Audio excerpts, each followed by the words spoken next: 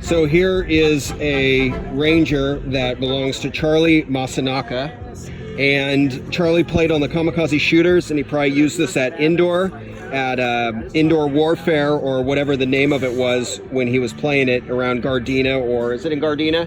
Yeah, in Gardena.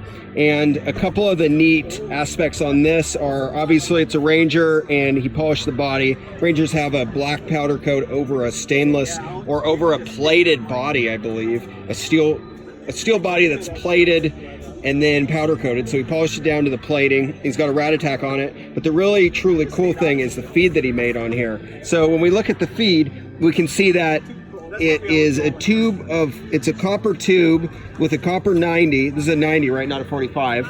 So it's a copper tube with a copper 90, and it's just soldered onto the top of the body. And then Charlie said that he cut a hole out of the front of it so that the ball can actually feed in, which is pretty cool because, let's see, it's actually stuck there right there. Tap it a little bit. So it looks like it gets stuck, but see, the balls will actually feed in now. We can see they'll actually feed in. That's pretty wild. He also did this really neat touch right here where he has like a Taso sight. And this is actually super cool because it still has the fluorescent stuck in it. And this is like one of the only two that I've seen that still has the fluorescent stuck in it on the end. Oh, you made it. Because Taso, do you remember John Pope from Taso? He was like the manager at Taso. He has one that has the fluorescent in it also. Okay, so Charlie actually made this one. You cut it out and then you just stuck a piece of fluorescent there and trimmed it down? Yeah, I put a little shim piece in the front over here because it's a little slotted here. Yeah. So it's one of the plastic slotted ones in there. Oh, so it's a double piece. Yeah. So otherwise it won't stick as well. Huh. Wild. And then you added a spring onto the front. One game being against a walk-on. I like that.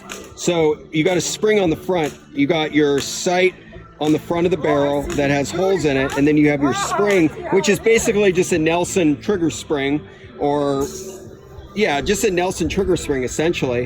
And then it's kind of looped into both sides. Pump the handle a little bit, Charlie. Let me see. Yeah. Pretty wild. Very cool.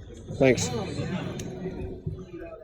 So looking at the end of Charlie's barrel, we can see that Aaron actually cut it for his newer sizers. So we can see the sizer on the end of the barrel right there.